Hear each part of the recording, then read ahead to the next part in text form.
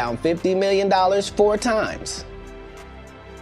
4 times. Just to protect my integrity and that virgin hole I was telling you about.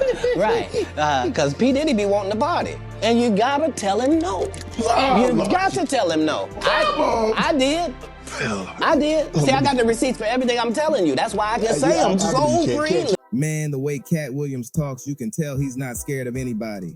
Every time this dude grabs a mic, he drops bombs like he's unloading years of Hollywood secrets.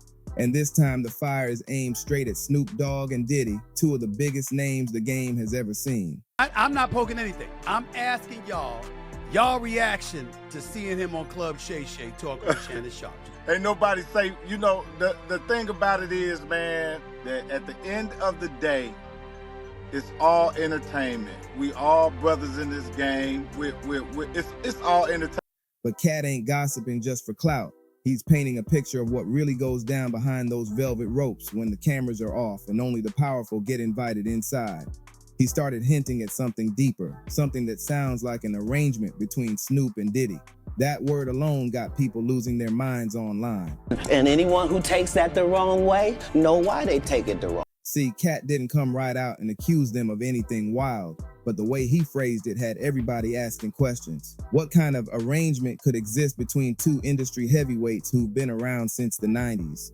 People started piecing it together, like maybe Snoop's long-term success, his crossover into TV, cooking shows, and commercials. Maybe that wasn't all coincidence. Katt made it sound like there was a power exchange in play where loyalty and silence might mean more than talent or fame. Everyone knew he was the devil. He's been the devil for 30 years. He's been covered and protected by not only Clive Davis, but Lucien Grange. He was selected to be the demon that he is, to keep the culture in line so the industry could continue to rape it for all of its precious jewels. How dangerous do you think he is as a person? I think he's one of the most dangerous people And let's be real. When it comes to Diddy, there's already been years of whispers. From the flashy parties to the guest lists full of A-listers, folks have long suspected those gatherings weren't just about music or money. Katt took that energy and poured gasoline on it. He basically said, if you knew what really went on, you'd see why certain people stay rich forever while others vanish. That's a heavy statement. It's like he's saying the entertainment world runs on hidden alliances, secret favors, and unspoken debts. Katt Williams said it. The lawsuit started coming out right after he said it, and he said all would be exposed. He heavily implied, and this is again an allegation, that Lucien Grange was having some sort of a relationship with Diddy. So he is the person that controls Diddy, that Lucien Grange was aware of these parties, that Universal Music Group was aware of these parties. Essentially, that Diddy is the thug and the gangster working on behalf of Lucien Grange. Snoop's name being tied to that idea, that's the shocker that made the internet explode. Katt's been in this game long enough to know how things work, and he's one of the few who actually talks about it out loud. He said more than once that he doesn't take Hollywood checks because who pays you controls you. That alone tells you his mindset. He's not about being part of any circle where he has to bow to someone else's narrative. And when he mentioned that he knew about arrangements between certain stars, you could feel he was holding back the full truth, like he's protecting himself while still warning the public. That's what makes his interviews hit so hard. He says just enough to make everyone start digging. Scarface. Ice Cube. Yeah. That's a hard one. Ice Cube is my OG. Scarface is my peer. Illmatic or Ready to Die? Biggie Smalls, Ready to Die? Yeah. I love it when they call me Big Pop. Was that on there? Yeah. I'm gonna go with Biggie. Corrupt or Method Man? Damn. Take a shot? I'm gonna take a shot on that one. DJ Quick or Daz? But I gotta go with DJ Quick. I know Daz gonna be mad at me, but so what? Eazy-E or Suge Knight? Damn. Give me a shot. I love that. Be a too. I can't choose neither. Tupac or Nipsey? You take a shot. Take another shot. Dr. Dre or Puff Daddy? Dr. Dre. You know this Puffy show, y'all gonna cut. Now, about Snoop and Diddy. These are 2 men who've been friends, business partners, collaborators, and sometimes rivals. They're both icons who transformed hip-hop from the streets into a billion-dollar brand. But Katt's version of the story paints a picture that their friendship might have been built on more than just music or respect. He hinted that there might have been deals, understandings, or mutual protection going on. Like in an industry full of sharks, maybe they agreed to guard each other's interests, no matter what. and that's what got people buzzing. A particular current status of a case, either as a witness or as a subject or anything at this point? No, I waived all that I wasn't going to be a witness, and I didn't want to have nothing to do with the case. And this is as far as a grand jury, or just in terms of I was summoned twice to the grand jury. I was summoned just the other day, and my attorney sent me a letter to waive that I wasn't coming, that I didn't want to be involved, I didn't want to be a witness. Is this a federal or state? It's federal grand jury? Federal, right? federal. And did you at any time take the fifth or ask for immunity, or? No, I went before one. I think they had me for the 29th. I was too far out to be there, so I came that Thursday. And when that was the last day I was there, that's when they took my. Not because anyone's proven anything, but because Katt made it sound believable enough to shake the room. What's crazy is every time someone challenges Diddy publicly, they seem to fade away or go quiet soon after. People notice that pattern, and now they're wondering if that's what Katt was alluding to, that staying close to the right people keeps you safe and shining, but crossing them can end your career overnight. Known about Kim's book, or what was supposed to be her book, this entire time. The truth is, Diddy was highly paranoid right before Kim passed away. And when he found out that her and Cassie were still secretly talking and meeting, it became a very explosive situation for everyone who knew about it. Pieces of that memoir have been acquired by the home team, and that bad actors were incorporated so that they could put just enough spin to create reasonable doubt in the jury pool. It's a smart play, but not with Kim's word. Town Records, they were all writing tell-all books. Andre was writing a book right before he...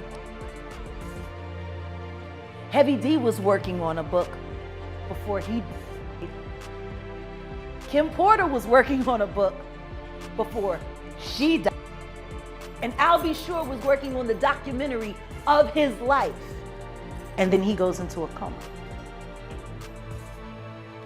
Has Puffy ever been in a coma? Has anything happened to him? And with Snoop having the image of this chill, untouchable legend, hearing Katt connect his name to something as mysterious as an arrangement feels unreal. Fans are torn. Some say Katt's exposing the truth. Others think he's stirring chaos just to remind Hollywood that he can't be silenced. What makes this story so magnetic is that it touches both fame and fear.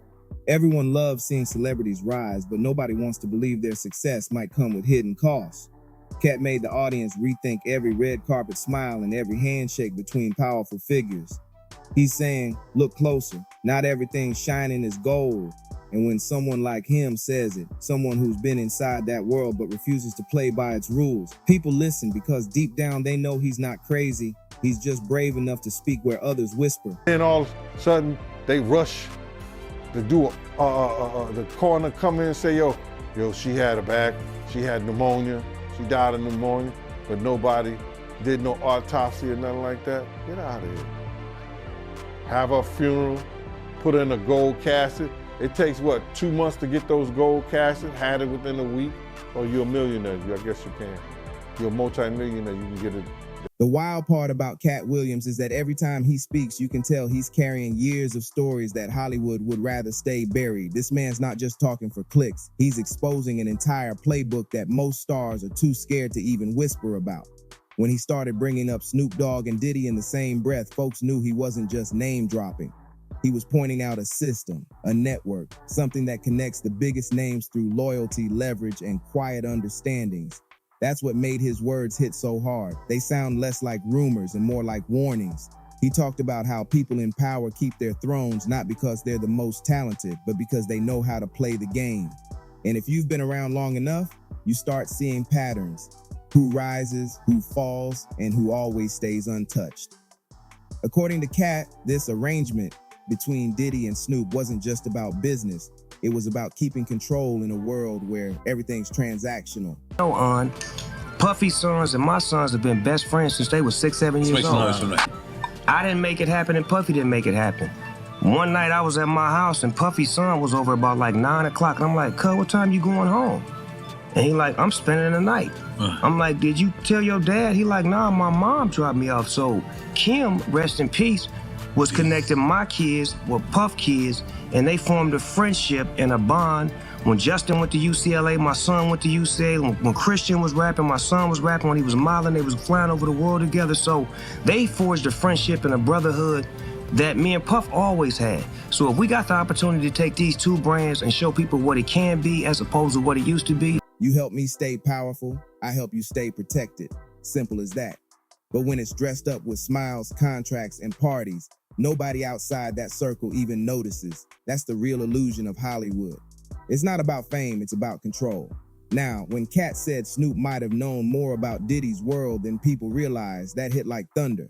Because Snoop's always been seen as the smooth operator, the guy who can chill with anyone, from gang legends to Martha Stewart.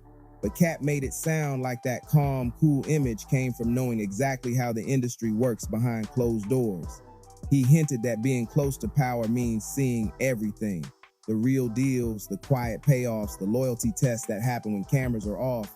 And once you're in that world, you can't unsee it. That's what he meant when he said, some of these people aren't entertainers, they're gatekeepers. It's chilling because he's not naming names for drama. He's implying that the people we think are stars might actually be running things from the shadows.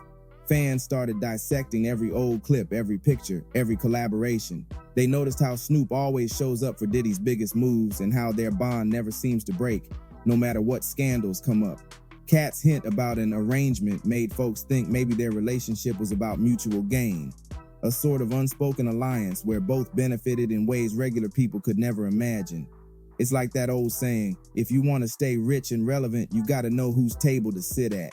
And in Diddy's world, that table ain't for everyone. A week before we was best of friends. 2 days before I all think he liked me because we was in New York and went and did an interview and was asked, how do I feel about Puffy and Biggie? And I was like, I like them. I want to do some music with them. And I just rubbed Cuz the wrong way, like, them tried to kill me. Shit you.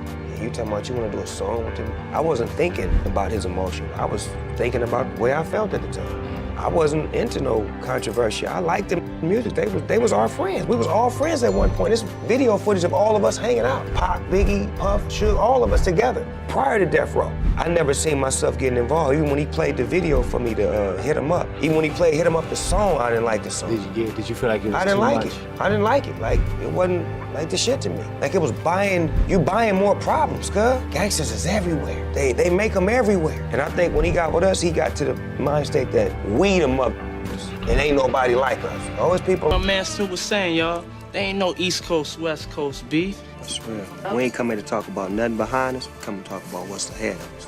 Yeah. We here to make a difference, you know what I'm saying? So we want y'all to stay in school and keep y'all heads in y'all books. No doubt. Knowledge is power, y'all. But you know, we're the future, so it's on us to make a change. That's great. Look, I'd like to thank Snoop and Puff for stopping by and dropping this knowledge on you all.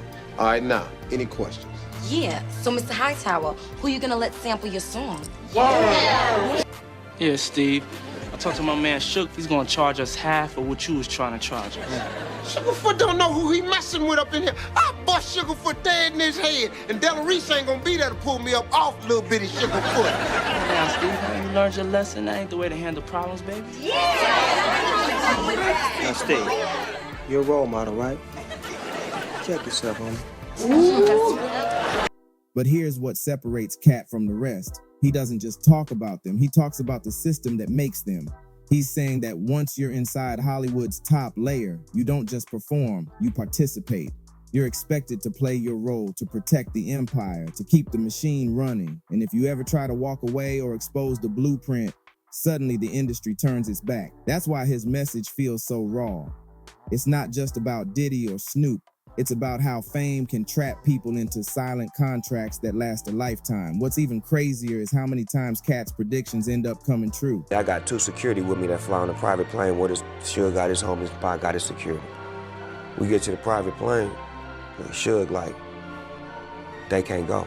You have security? They can't go. Security like, all right, well, come on with us, dog. I'm like, nah. I'm gonna stay there. I'm riding with them. Like, this either the moment you gonna me, and we're gonna get some clarity in this air. We got a 5.5-hour flight. I ain't got no security. You niggas ain't feeling me right now. So I sit down, and I'm like, they still don't say nothing to me. Now we finna take off. I'm like, all right, I see what's finna happen. I've been around these, I know how they get out. I grab me a knife and a fork, get my blanket, 5.5 hours like this. Sit in the back of the plane, all the way in the back. I'm the last seat. So somebody gonna get killed. If I'm gonna get killed, somebody should. I'm pretty sure Suge knows who Yeah. Well, I mean, so when he comes out of sedation, I'm sure anybody who gets shot will tell you who shot them, right? Yeah. But if the police say nobody shot him, I believe nobody shot him. And if nobody shot him, that's the same nobody that shot Tupac. And if nobody shot Tupac, it's the same nobody that shot MLK. And if nobody shot him, that's the same person that shot Malcolm X too. It's a lot of nobodies out there, and nobody minds if nobody comes up missing, right? That don't bother nobody, does it?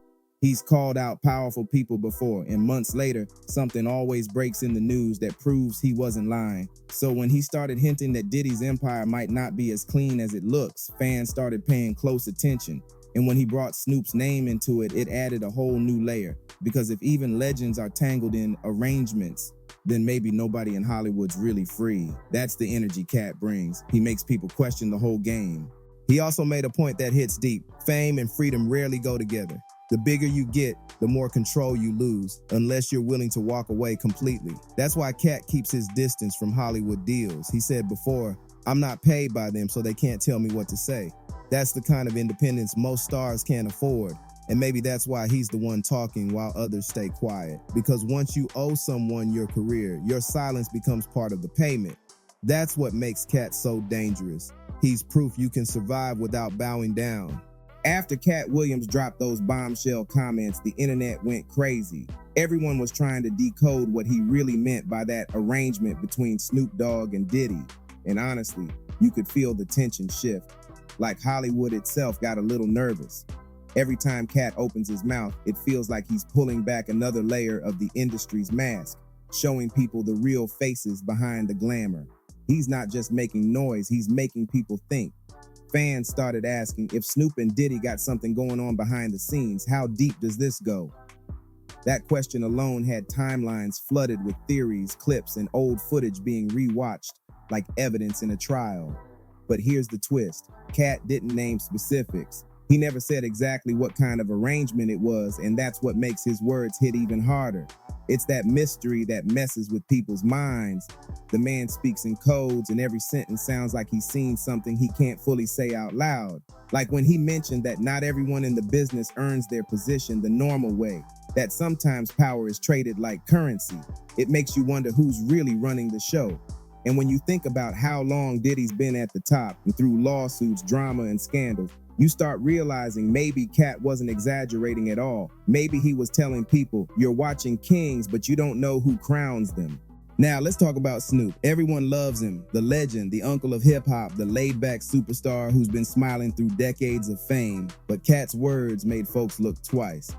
How does someone who came from the streets of Long Beach end up untouchable in every lane? Music, TV, movies, endorsements, and still keep every door open? That's not luck, that's power. And Katt was hinting that maybe that power didn't come from just good business sense. Maybe Snoop understood the game so well that he became part of the system itself. That's the kind of statement that rattles people because it means even the real ones might be playing a part in something way bigger than fame. Katt's not afraid to ruffle feathers because he's already been labeled the rebel, the outcast, the truth teller. He said before that the reason people try to shut him out of Hollywood is because he won't follow orders. And this whole arrangement topic just proves he's still not bowing down to nobody. He's basically saying, you can keep your deals, your fancy parties, your fake friendships. I'm gonna say what everyone else is too scared to admit. That kind of energy is rare in entertainment, especially from someone who's been around long enough to know exactly how dangerous it is to speak that way.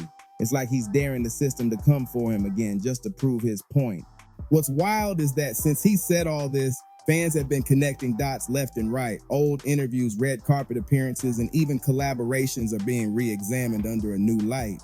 People are realizing how many celebrities seem to orbit around Diddy and Snoop like they're both part of an invisible chain of influence. That's the kind of stuff that fuels the internet. People love the mystery, but they also know Katt doesn't talk nonsense. He's been consistent for years, calling out the same players, the same power structures, and the same strange coincidences that always follow them. Still, as wild as all this sounds, Katt never tells his audience to hate anyone. He just tells them to pay attention. That's the real power of his words. He's not tearing people down. He's forcing fans to look past the show and see the strategy. Whether it's about money, loyalty, or secrets, Katt's point stays the same. Fame has a price, and not everyone can afford to pay it cleanly. And when someone like him refuses to sign those invisible deals, it exposes how few people in the spotlight are truly free. So what does this all mean for Hollywood now? It means that every time someone like Katt speaks, more people wake up. The curtain gets thinner, the whispers get louder, and the truth starts sounding less like conspiracy and more like common sense. Katt Williams has turned into a mirror for the entire industry, showing the cracks, the politics, and the power plays hidden behind every award and handshake. And whether people love him or hate him, one thing's clear. He's not scared to speak his truth, no matter how many names it shakes. Because at the end of the day, that's what makes Katt different. He's not just part of the story. He's the one telling it loud enough for the whole world to hear.